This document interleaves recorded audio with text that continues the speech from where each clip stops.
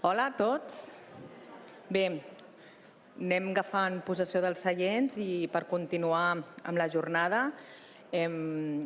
Realment, ara venia jo reflexionant que en aquest país les cafeteries i els bars també són grans espais de generació de comunitat i de generació de vincles i segurament hauríem de deixar més espai també en properes edicions, potser a l'hora del break, per propiciar aquesta generació de vincles que entre la nostra comunitat també és important que entre nosaltres mateixos, els que treballem en el món de la cultura, estiguem connectats i tinguem aquests vincles.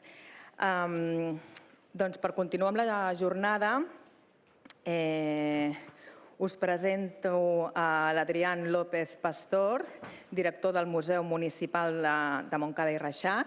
És un dels museus que pertany a la xarxa de museus locals de la Diputació de Barcelona i per tant estem molt contents que hagi acceptat també la invitació a venir a parlar de l'experiència del treball que estan realitzant des del Museu de Montcada. L'Adrián Soler, interessat des de molt jove per la creació i les ciències socials, va triar la història de l'art com a camí per al desenvolupament personal i intel·lectual. Els estudis del màster de gestió de patrimoni cultural i museologia a la Universitat de Barcelona van ampliar els seus interessos cap a l'àmbit de la funció social de l'art i el patrimoni. Es va iniciar en l'àmbit professional dels museus com a treballador extern per a diferents institucions del país, duent a terme tasques d'atenció al públic, mediació, documentació i coordinació. Des del 1919 dirigeix el Museu Municipal de Montcada. Ens presentarà la seva experiència, trobar al centre projectes comunitaris del Museu de Montcada i Reixac. Endavant, Adrià.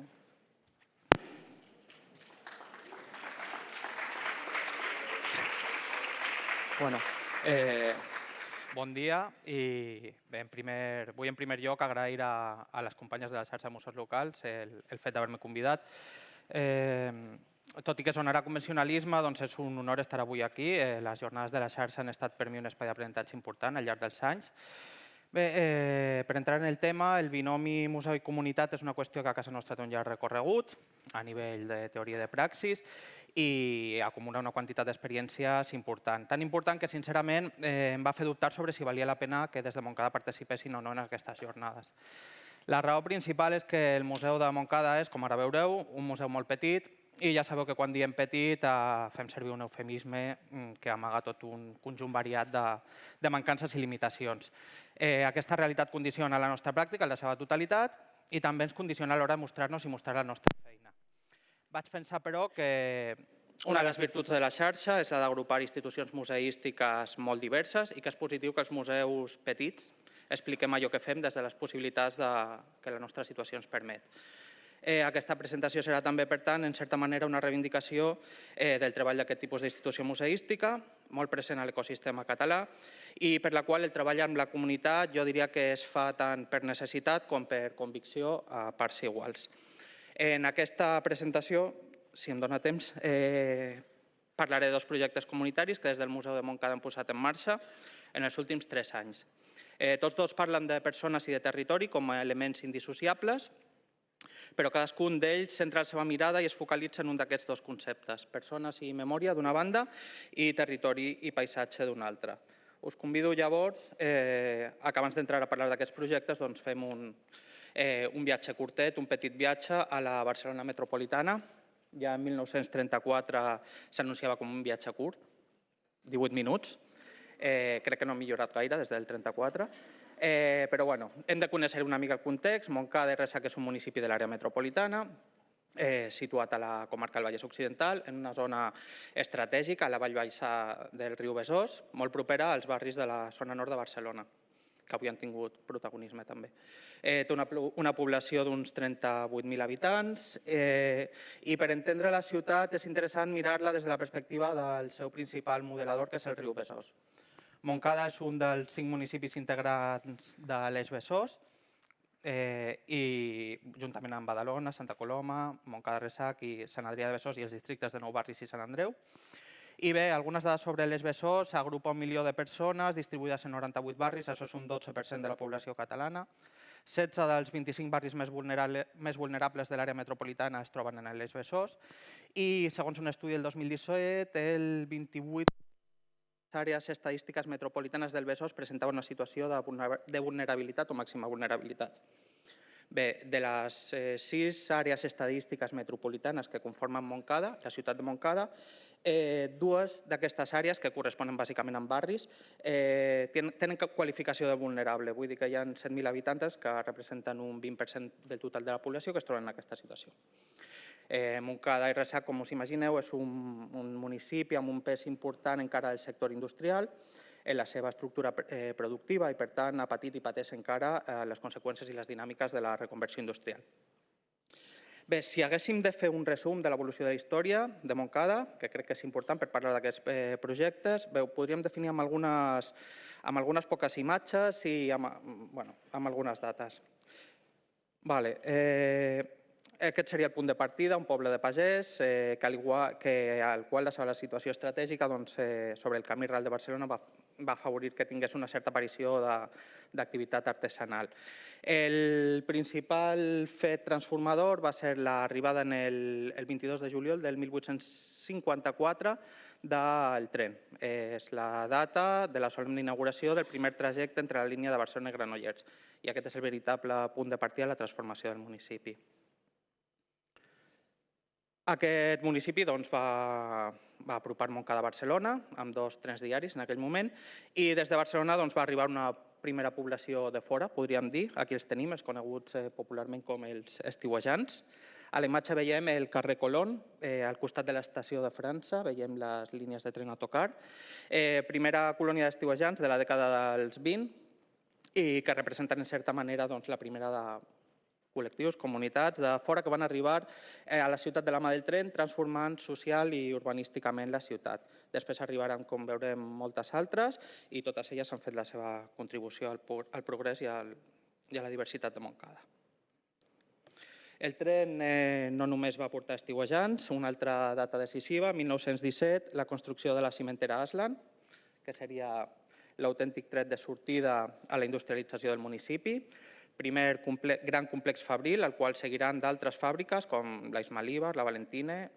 Per posar només una dada, la fàbrica de l'Ismalíbar va arribar a comptar amb 1.300-1.400 treballadors a principis dels anys 60. Bé, aquesta activitat va portar treballadors de fora del municipi. En primer lloc de les zones rurals de Catalunya, a mitjans del segle XX i dins del context de la gran onada migratòria estatal, treballadors de diferents indrets de l'Estat, molt especialment d'Andalusia i de Múrcia. Montcada passa, en la dècada dels 50, passa dels 9.000 habitants als 22.000 en 1970. La imatge de la dreta correspon a un document que hem treballat en un d'aquests projectes comunitaris, la hoja informativa del barri de Can Sant Joan, que, com dic, és un dels fons que hem treballat. I aquí, com podem veure en aquest document, en aquesta hoja informativa, al barri de Can Sant Joan, a mitjans dels 90, em sembla que és, hi havia 919 persones procedents de Barcelona, 787 que eren de Montcada, 663 de Granada, 600 de Granada, ahí està, i 388 de Córdoba, 282 de Múrcia, etc. Per fer-nos una idea del territori, hem de tornar a parlar del Besòs una altra vegada, el riu que va modelar aquest pas natural que confereix al territori de Montcada la seva condició d'ubicació estratègica. I hem de tornar al Besòs perquè parlar del Besòs ens dona peu a parlar de tot un conjunt de diferents pràctiques extractivistes i d'explotació de recursos que han patit i que han modelat el territori i que tenen, a més, la seva vinculació amb el patrimoni cultural de la ciutat.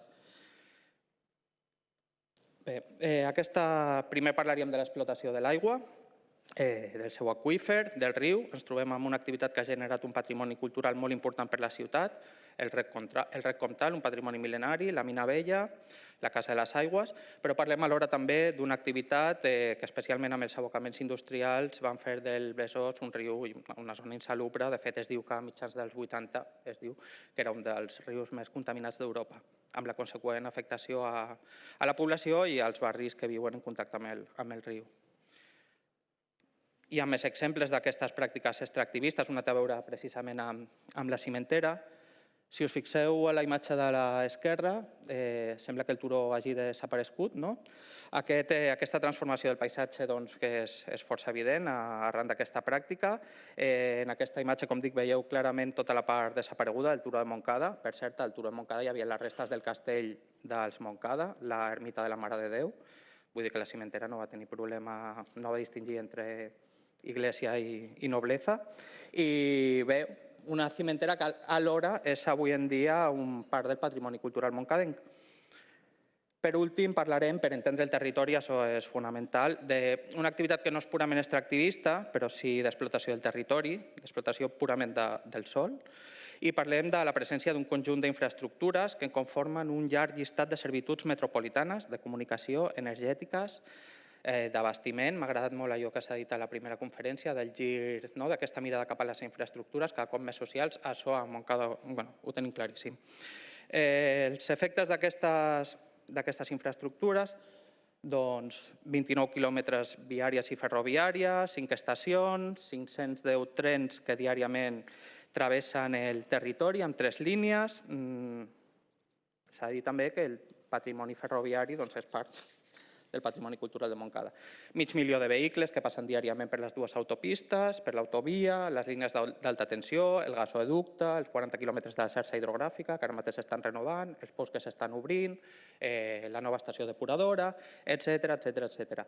Al final, el resultat de totes aquestes intervencions és la d'un territori radicalment transformat, en constant tensió, cosa que es pot identificar en la condició híbrida, podríem dir, de bona part dels seus principals elements patrimonials, fins i tot i naturals. Tenim un pas natural, que de natural ja té ben poc, perquè no hi ha un pam de terra sense alguna infraestructura, un turó tan icònic com artificial, ja que està reconstruït, i un riu que sense l'aportació de les depuradores aniria sec bona part de l'any. Bé, aquesta imatge, més enllà que pugui fer més o menys gràcia, diu més del que ens sembla. Es parla d'aquesta condició híbrida del territori metropolità, on conviu la indústria pesada amb les pràctiques pageses supervivents, on conviu la vida urbana amb les pràctiques i els costums rurals de persones migrades procedents de zones rurals de tot el món, i ens trobem, per tant, en un context social i en un territori i en un patrimoni complex, però que alhora ofereix la possibilitat d'una lectura crítica i dialèctica sobre tots els diferents processos que hi han intervingut en la construcció de la ciutat contemporània.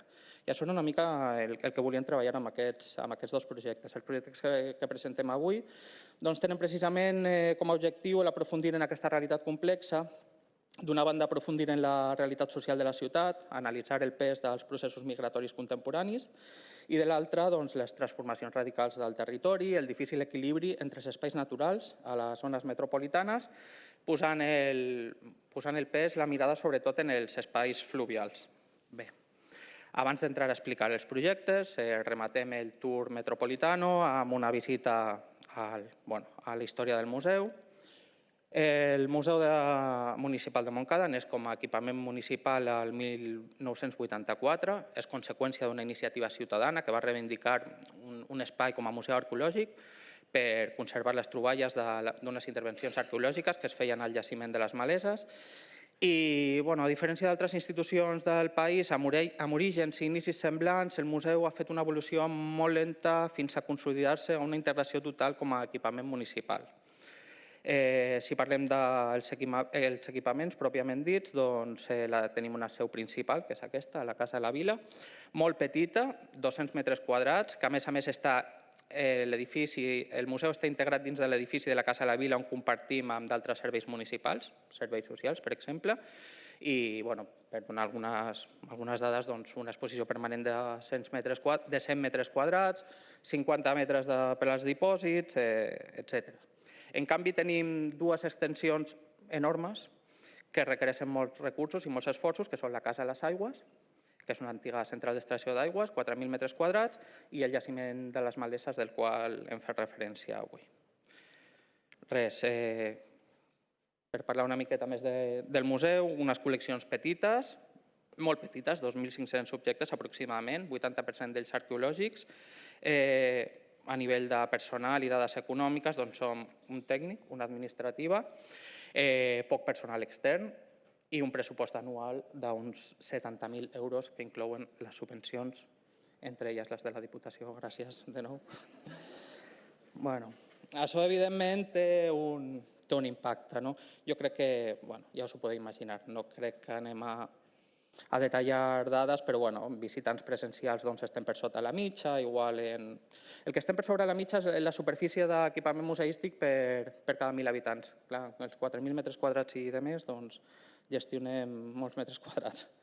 Bé, anem entrant en temes més connectats amb els projectes que us presentarem.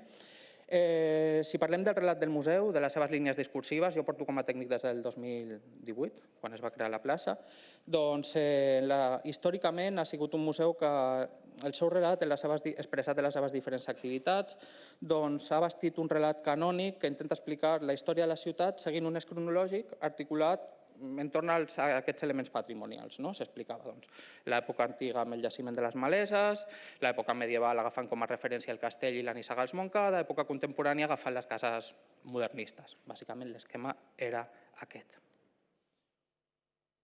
Si fem un anàlisi dels punts que tenen més relacionats amb això, amb aquest pas que hem intentat fer endavant cap a treballar més amb la comunitat, doncs tenim això, una institució que ha estat força aïllada de la resta, l'entorn institucional i professional, una situació limitada, evidentment, pel que fa a les infraestructures i que dificulta la renovació i la construcció dels nous relats, 100 metres d'exposició permanent, no tenim sala d'exposicions temporals, aquí hi ha uns límits que també ens marca la col·lecció, perquè a part que quantitativament sigui petita, tipològicament és poc diversa, ens limita a unes temàtiques concretes, a uns marcs cronològics força restrictius, i després també un relat rígid i jo diria antiquat que deixava fora del seu radar d'operacions persones, processos, col·lectius, fins i tot èpoques històriques fonamentals per entendre la ciutat contemporània. Com a punts forts tenim un museu amb un cert arrelament històric, amb un arrelament històric a la ciutat, que ha generat un entorn ciutadà favorable, amb persones i entitats col·laboradores, i un museu que ha exercit de museu de territori, tant per la gestió de les seves extensions de la Casa de les Aigües del jaciment, com per la seva funció de protector i dinamitzador del conjunt del patrimoni cultural de la ciutat. Realment ha estat el museu qui ha tingut cura d'aquest patrimoni i qui l'ha dinamitzat. Això fa que ens trobem en un museu que pot aprofitar aquest bagatge de treball que va més enllà dels seus murs i més enllà de les seves col·leccions. Vinga, comencem a parlar de... És que pateixo pel temps. Comencem a parlar dels projectes. Nosaltres teníem com 3 requisits inicials. Primer, volíem centrar-nos en parlar de les persones i del territori, com a marc general. Volíem partir del present, de les condicions materials actuals de la ciutat i de la seva idiosincràsia avui, per intentar connectar amb les persones i amb els ciutadans. I per fer aquesta connexió necessitàvem superar aquest esquema narratiu antic que veiem que tenia 2 problemes bàsics. Primer, l'esquema és que partia d'un model historiogràfic que jo definiria com burgès i decimonònic, totalment desfasat, que explica la història i la construcció de la ciutat com una història del poder. Aristocràcia íbera, nobles medievals i burgesos en època contemporània. Un esquema que, com dic, epistemològicament ja fa molt de temps que va quedar invalidat i que, a més, en un context social com el de Montcada, encara grinyola més per la seva insistència en explicar la història moncadenca a partir de l'aristocràcia, la noblesa, etc. Vull afegir, a més, que aquesta història, plantejada com una història del poder, té sempre una tendència molt perillosa, o almenys en la meva opinió, a l'esteticisme, a la idealització, a la romantització del passat, al passat com a refugi. És a dir, sí, fer servir el passat com a refugi i no com a eina de transformació. Aquest esquema, a més, oblidava, de fet, el moment més important per poder entendre la ciutat actual de Montcada, com són els anys de la segona meitat del segle XX, que van transformar absolutament el paisatge i la conformació social de la ciutat.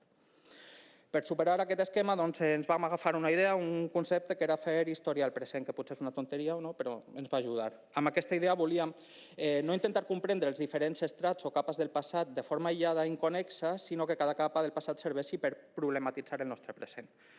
I quan diem problematitzar el nostre present, el que diem és entendre com ens hem constituït en allò que som a Montcada i per aquesta manera possibilitar, tant de bo, una certa transformació de la realitat.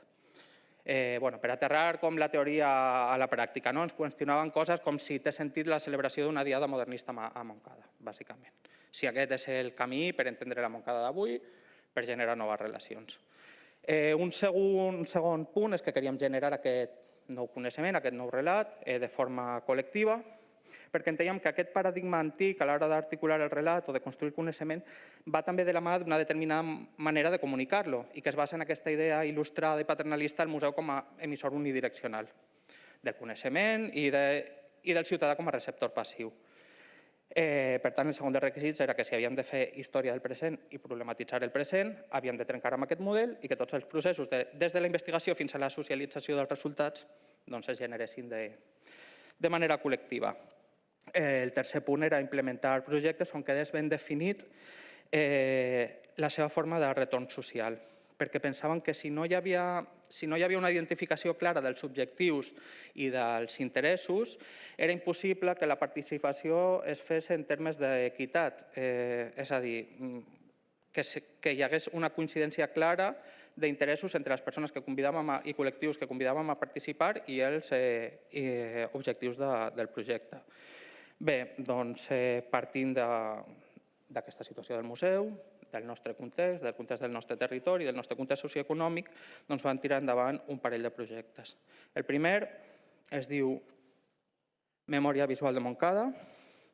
És un projecte amb el qual el que pretenem és recuperar la memòria popular dels barris de Montcada a través de les fotografies i els relats dels veïns i les veïnes que els habiten. Quan diem de les fotografies parlem dels fons domèstics, de les fotografies que els veïns i les veïnes tenen a casa seva. Com es materialitza això? Doncs amb la creació d'un fons documental, a partir d'aquests fons fotogràfics, que un cop digitalitzats són retornats als seus propietaris. Volem que sigui un fons obert, participat, construït entre moltes mans, veïnat, entitats, institucions culturals, arxius, que vagi creixent al llarg del temps i que s'alimenti i alimenti periòdicament de materials, iniciatives promogudes pel veïnat, pels casals, centres cívics, etc. Tot aquest fons es materialitza en una pàgina web, en un repositori de documentació digital que està gestionat pel museu, a disposició de tothom, d'entitats, centres educatius, investigadors, artistes, i que està orientat precisament a que aquest fons es pugui aprofitar per a la realització d'activitats, tallers, xerrades, projectes educatius, etc. De quina manera l'hem construït? Doncs està construït amb un procés d'àmbit comunitari i de reivindicació de la història local pròpia, basat en la recerca col·laborativa i en la difusió de les vivències personals i la documentació familiar com a part important de la història de la ciutat de Montcada. L'objectiu final d'aquest projecte per nosaltres seria que el projecte continuï viu un cop el museu acabi la seva fase de dinamització. És a dir, que l'ideal per nosaltres seria que es generessin una mena de taules de memòria local que al final tinguessin la capacitat de poder continuar gestionant amb el suport extern del museu aquest fons, alimentar-lo sense, senzillament amb el recolzament i amb el seguiment, però sense la necessitat que sigui el museu qui el dinamitzi. És curiós perquè el punt de partida del projecte és el coneixement d'un altre projecte que es deia Memòries Visuals de Barri, que de fet va néixer en el marc de l'anterior Pla de Barris. És a dir, que és un projecte que en certa manera ja s'havia posat en marxa de la mà d'una associació que es diu l'Observatori de la Vida Quotidiana a diferents barris de Barcelona, a Sant Genís, a Trinitat Vella, a la Teixonera. Nosaltres el que fem és aterrar aquest projecte a Montcada i donar-li abast de ciutat. Si parlem de com hem planificat i com hem executat el projecte, doncs bé, l'hem planificat en una execució per diferents anys, des del 2025 al 2029, per poder encabir els diferents barris. Hem conformat un equip de treball que està conformat per 2 mediadors, amb experiència en projectes de recerca històrica, antropologia, treball comunitari, i una persona encarregada de la coordinació. Fem reunions bimensuals amb l'equip i vam definir també tots uns protocols d'actuació pel que feia a la cessió de les imatges, als drets de reproducció, al protocol de digitalització. Totes les imatges que hi ha en el projecte estan digitalitzats en 3 formats: JPG per difusió, JPG per reproducció i TIFF, els originals. Un protocol de documentació i indexació de les imatges, amb informació associada a la fitxa de cada imatge, títol, autor, cedent, ubicació, cronologia, descripció. M'agradaria haver fet un petit recorregut per la web, però ja us convido a que el feu vosaltres si esteu interessats. Així intentaré que em doni temps a tot. Bé, pel que fa a l'execució, doncs vam fer-lo en 2 fases. Una fase primera que li vam dir d'acció comunitària, que vam fer un mapatge del teixit veïnal, institucional, de cooperadors, de recursos, de vincles institucionals, i la creació d'aquesta taula de memòria local o grup motor, integrada per veïnat, entitats, equipaments i centres educatius. Com deia, idealment, la idea és que la taula de memòria local sigui l'embrió d'una futura entitat jurídica que pugui dedicar-se a recuperar la memòria barrial, la memòria de cadascun dels barris. Una segona fase, que és la de recerca col·laborativa, que inclou una recerca arxivística prèvia, la crida a la cessió dels materials, a vegades porta a porta, la digitalització, la documentació, que es pot fer de forma individualitzada o de forma col·lectiva. Es fan sessions de documentació col·lectiva, convidant el veïnat a que participi a documentar les imatges i a contextualitzar-les, i després el buidatge de totes aquestes imatges en la web. Els resultats d'aquest projecte, d'aquesta primera fase, podríem dir, d'aquesta prova pilot, han estat la recopilació i documentació i publicació de més de 300 imatges inèdites sobre la història dels barris de Can Sant Joan i la Ribera, el contacte amb més de 40 col·laboradors entre veïns, veïnes, entitats, associacions, etc. 30 sessions de treball amb la comunitat que anaven des dels contactes previs, exposició del projecte, reunions organitzatives, recollida d'imatges, documentació col·lectiva, documentació individual i la gravació de 4 entrevistes orals.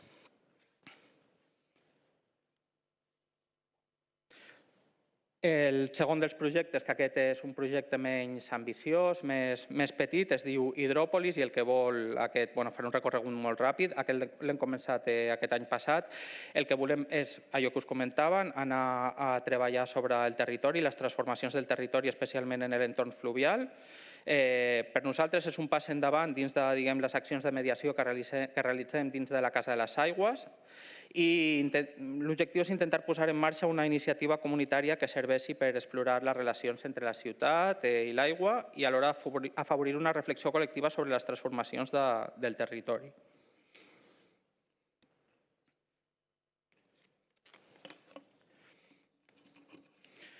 El que hem fet bàsicament ha estat una proposta oberta a la ciutadania amb el que hem dit un laboratori d'exploració que vam fer l'any passat, que consistia en unes sortides d'exploració del territori. Aquestes sortides les hem fet de la mà de diferents associacions i entitats ambientalistes de Montcada. Bàsicament, concretament han estat 4 entitats. Entre elles teníem la Horda, un grup ecologista, un grup de dinamització cultural que es diu El Recontal es mou, diferents entitats. Tenim un esquema una mica semblant. Partíem d'un projecte que ja estava rodat, que es deia el Museu Viu de les Conques Metropolitanes, realitzat per un col·lectiu artístic que es diu Sight. I bé, aquest projecte, el del Museu Viu de les Conques Vives, es defineix com una proposta que parteix de la consideració de les conques del Besòs i del Llobregat com a agents creatius i configuradors del paisatge. Bé, com deia, 2 fases, laboratori de recerca, aquí hi ha una errada, laboratori de creació comunitària i una tercera fase que tenim prevista per al 2027, que seria la materialització de les idees que puguin sortir en el context d'aquest laboratori de creació col·lectiva que tenim pensat per al 2026. Com que crec que estarem per acabar, anirem a parlar una mica dels aprenentatges que hem fet com a museu, que ens han servit, jo crec, i que potser poden ser de profit. El que ens ha anat molt bé és primer partir d'un anàlisi de l'entorn, de veure quins temes i quines qüestions són essencials per la definició del present de la ciutat, que dit així sembla una ximpleria, però crec que a vegades cal fer una reflexió pausada sobre quina és la realitat concreta i material de la societat que envolta el museu i del seu context, per plantejar-nos, que això ja s'ha dit prèviament, com es posiciona el museu davant d'aquesta realitat. En el cas de Montcada teníem molt clar que les migracions i les transformacions agressives del territori pel que fa al seu entorn físic eren dues realitats absolutament transcendentals i encara operatives a dia d'avui que no havien rebut l'atenció necessària. La idea de fer història del present, que vol dir, com dèiem, endinsar-se en temes que, com deia el Carles, que són complexes i que a vegades són conflictius, i si ho fas amb metodologies participades i transversals, doncs amb la seva corresponent pèrdua de control, comporta encara més conviure amb un grau important d'inseguretat i creiem que cal acostumar-se a conviure amb un cert grau d'inseguretat i d'incomoditat quan ens endinsem en aquest tipus de projecte.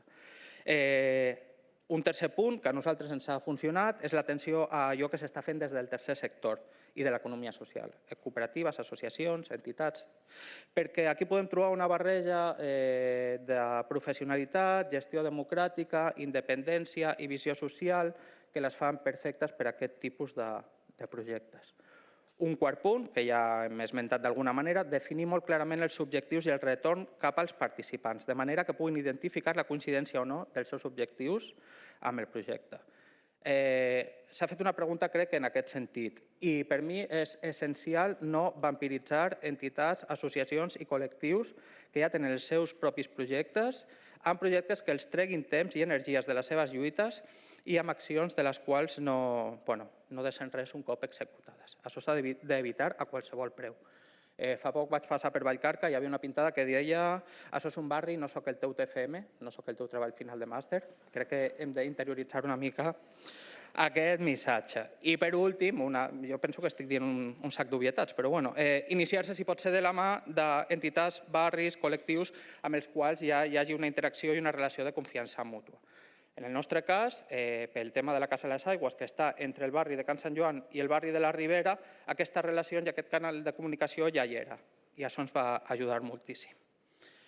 Vinga, última diapositiva. Això ja són unes reflexions finals que hem fet més a nivell museu. Quan vam titular aquesta intervenció Trobar el centre, pensàvem que era la manera que hem trobat de definir una mica sota una única consigna els principals aspectes que aquestes experiències ens han portat ja com a museu. Centralitat, trobar el centre o centralitat en termes d'atorgar valor a actors invisibilitzats. Contribuir a la reflexió sobre quines històries, quines persones, quins territoris que han ocupat situacions marginals i perifèriques en els discursos mediàtics, històrics dominants, han d'ocupar un nou espai de centralitat en el relat del museu. Això ens ha ajudat i ens ha portat temps i reflexions interessants. Centralitat en termes pròpiament d'ubicació i posicionament de la institució. Aquests projectes ens han ensenyat i ens han ajudat a reforçar una posició d'arrelament i compromís amb el nostre entorn. I, per últim, centralitat en termes d'equilibri, és a dir, a nivell de museu, replantejar-nos el com, el per a què, el per a qui treballem i intentar, diguem, poquet a poquet, pas a pas, dins de les nostres possibilitats, del nostre context, equilibrar la balança cap a un model de museu més social. Moltes gràcies.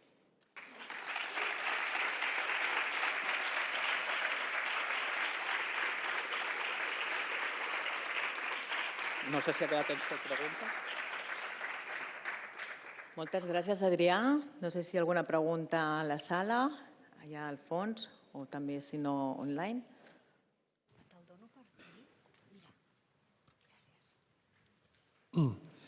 Bé, moltes gràcies per la teva intervenció. En primer lloc, coneixent una mica Montcada, veig que veritablement és un projecte molt ambiciós. Molt ambiciós des de la perspectiva per la pròpia, diguéssim, orografia o distribució de tots els barris que conformen Montcada, que estan molt separats entre ells i per això em sembla que és molt, molt complexa fer tota aquesta tasca de treball de camp. I, per altra banda, jo voldria saber una mica quina visibilitat hi haurà en tot això que estàs aquí explicant, tenint en compte de l'espai que disposeu com a museu, no? Que seria com un museu en miniatura, per dir d'alguna manera, perquè tenint en compte que Montcada té quasi bé 40.000 habitants i diversos espais culturals com l'auditori i altres llocs, sembla mentida que aquest espai museístic sigui tan petit, no? I aleshores, tenint en compte el patrimoni cultural que té la ciutat, a nivell d'artistes i a nivell cultural, etc., que no tinguin prou visibilitat, tots aquests aspectes. I a més, això que oferiu, que és molt interessant i trobo que també farà un cert nivell de consciència de la gent que viu a Montcada, no? Perquè també és aquest apartat que jo comentava, que hi ha molta separació dintre dels diversos àmbits de la ciutat, no? Per això voldria dir, tot això que expliques, quina visibilitat tindrà? A veure, pel que fa a la composició territorial de Montcada, totalment, i de fet aquest projecte vol fins a un cert punt cosir una ciutat que està totalment esquarterada per infraestructures i també per elements naturals, que han dividit la ciutat en 10 barris i barris que viuen força inconnexos entre ells i barris que, a més, ja històricament cadascú ha agafat té una idiosincràsia i una composició social, una història i unes dinàmiques molt particulars. Llavors, no ho he comentat, però sí, un dels objectius també d'aquest projecte és que tothom, des de cadascun dels barris, nosaltres treballem barri a barri, per dir-ho així, però el resultat és col·lectiu i el que volem una mica és que els mateixos ciutadans coneguin la diversitat de la seva pròpia ciutat, sortint de les seves dinàmiques pròpies del barri, de les associacions i entitats culturals en les quals col·laboren, que són del seu barri, de les seves pròpies festes populars, etc. És una eina perquè es conegui aquesta complexitat i aquesta diversitat. Després, pel que fa a com visibilitzar i treure profit, aquí jo veig que hi ha dues escales.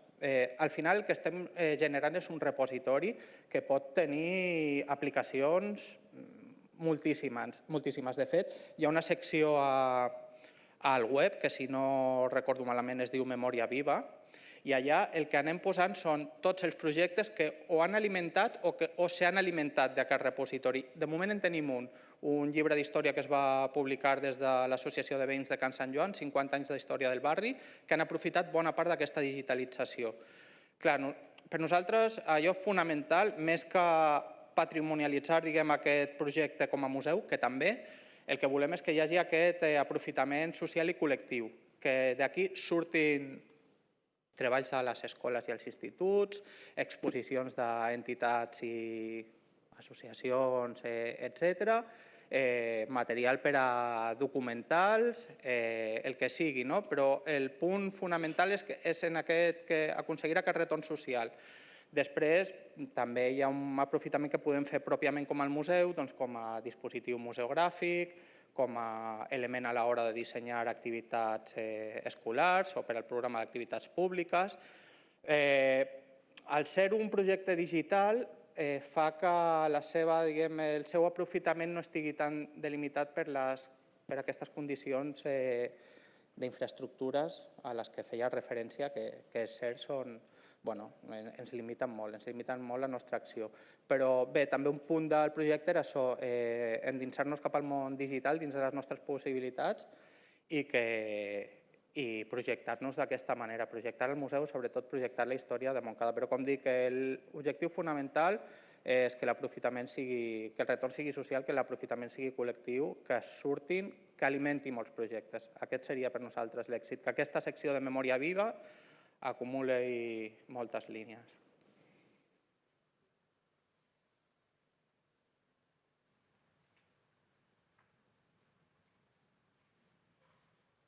Hi ha alguna altra pregunta? La Sana? Sí?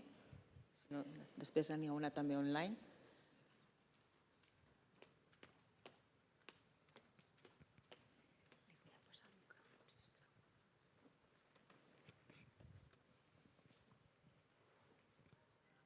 M'agraden molt aquests moments mentre arriba el micro, que hi ha com un silenci reverencial a la sala. Soc en Jordi Ferrón des del Palau Güell. Diversos temes. Primer de tot, he entès que només hi ha un tècnic i un administratiu, però el tècnic he vist que parla tan ràpid que és com si hi haguessin dos tècnics treballant. O sigui que per aquí, enhorabona, perquè ets un crac expositivament. Qui planteja el projecte? Perquè entenc que, clar, ja deus tenir moltíssima feina tu sol per tirar endavant museu, més visites, més totes aquestes coses. Quant temps ha costat tirar-lo endavant? Vull dir, des que es conceptualitza fins que comences a veure una mica aquests fruits, després ja he vist com anirà. D'on ha sortit el pressupost per fer un projecte nou, que de vegades és molt complicat de trobar-lo com a tal? Si ha sigut indispensable tenir alguna complicitat en el terreny polític, perquè a vegades sabem que són els polítics els que ens ajuden, diguem, quan tenim una idea a tirar-la endavant o a soterrar-la, diguem, també, i si hi ha hagut implicació d'altres àrees municipals en el projecte. Són moltes preguntes. Sí, ho sento. A veure si me'n recordo. Bé, la idea surt... Com podríem dir? La idea ja rondava el cap, diguem, ja la tenia al cap una mica des de feia temps. Més que la idea, la sensació, la necessitat que havíem de parlar dels processos migratoris i de la segona meitat del segle XX, que no hi havia un espai dins del museu on s'expliqués això i que no s'havia explicat prèviament. Llavors, el que deia, el punt de partida inicial va ser conèixer la feina feta per l'Observatori de la Vida Quotidiana, que és una associació de Barcelona, que ja havia executat projectes, memòries visuals de barri, en el marc de l'anterior Pla de Barris. Llavors, res, va ser, ostres, això potser ho podem aterrar a Montcada, no treballarem només un barri, treballarem els 10 barris, i aquí van començar 2023 les primeres trobades. És el que deia, a nosaltres ens ha ajudat molt que siguin projectes que ja estan rodats, en aquest sentit no hem sigut massa originals, però que veiem que hem vist que tenen recorregut dins del context de Montcada. També, tema pressupost. Mira, si sumem els dos projectes estem parlant entre un 15 i un 18% del total dels 70.000 euros. Aquí hi ha un vertigen important al principi. Perquè, clar, no sé, crec que cuanto menos tienes, más miedo te da gastarlo, por decirlo de alguna manera. I en aquest sentit feia molt de vertigen fer aquest pas endavant, molt. Però també trobaven que invertir-lo segons els esquemes clàssics no ens ajudava a donar el pas endavant que volíem donar. Ens mouríem en el mateix esquema, amb el mateix perfil, etc. Llavors, què més preguntes? Complicitats polítiques? No hi ha hagut traves. Complicitats, han variat, hi ha hagut dos equips de govern diferents. Podríem dir que hem partit del no intervencionisme i d'un cert grau de confiança. Ha calgut explicar-lo molt. Però també, que no se m'entengui malament, però crec que ens pot passar a uns quants museus, que hi ha un grau d'ostracisme, potser ostracisme és una paraula una mica forta, però hi ha un grau d'ostracisme que et deixa un marge de llibertat força àmplia, no sé si m'explico. La cosa, als inicis ha anat una mica per aquí. Hi ha una part de subvenció de la Diputació, un altre cop gràcies a la Diputació, des d'aquí, des de Montcada, que representa un 30% de memòria visual amb la línia de projectes estratègics, perquè realment per nosaltres és un projecte estratègic. Pel que fa a si hem demanat ajuda d'altres departaments, sí. Sí, amb les companyes... Va haver-hi un programa que era Viu la Ribera, un programa de dinamització social del barri de la Ribera. És un barri que presenta problemes importants socioeconòmics i l'Ajuntament va rebre diners suficients per posar a treballar a un equip de tècniques en la dinamització social del barri. Ens van afegir en aquest projecte i això ens va obrir les portes a contactar amb veïns, veïnes, entitats i associacions, sobretot veïns i veïnes en un barri que ha tingut com uns processos de canvi migratori molt accelerats d'entrada i sortida. A diferència de Can Sant Joan, que és un barri on hi ha un arrelament associatiu, polític, que ha quallat, i això facilita molt com la interacció, trobar referents, i hi ha un bagatge històric i hi ha unes maneres de fer. Al barri de la Ribera això era molt més complicat i sí que vam aconseguir això gràcies a aquest projecte, van col·laborar molt. Després, el problema amb els equips tan reduïts és que, com sempre, et queda sempre amb la sensació que no pots explotar la potencialitat del projecte a tope. No pots fer el seguiment que voldries, no pots posar-hi tot el sucre que t'agradaria, i això és una realitat.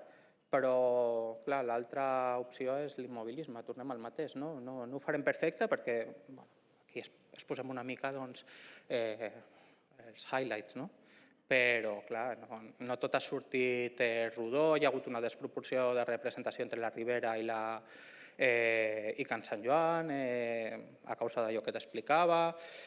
Tenim problemes també a nivell de comunicar bé el projecte, al conjunt de la ciutat. Hi ha gent que no l'ha entès, de fet, hi ha hagut crítica també.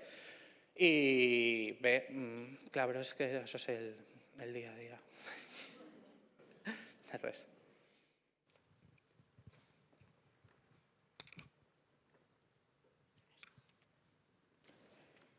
Hi ha una pregunta a través del Zoom de la Raquel Torrecilla. Vam coincidir amb Adrián fa uns anys al Servei d'Educació del Museu Municipal de Montcada.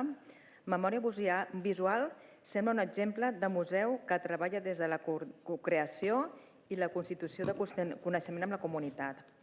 Quines competències professionals heu detectat que són imprescindibles per als equips que impulsen aquests tipus de projectes i que sovint no apareixen reconegudes en els perfils professionals tradicionals dels museus? Sembla molt bona pregunta, també. Sí. Raquel, m'has posat en un compromís, perquè som excompanys. Perfils.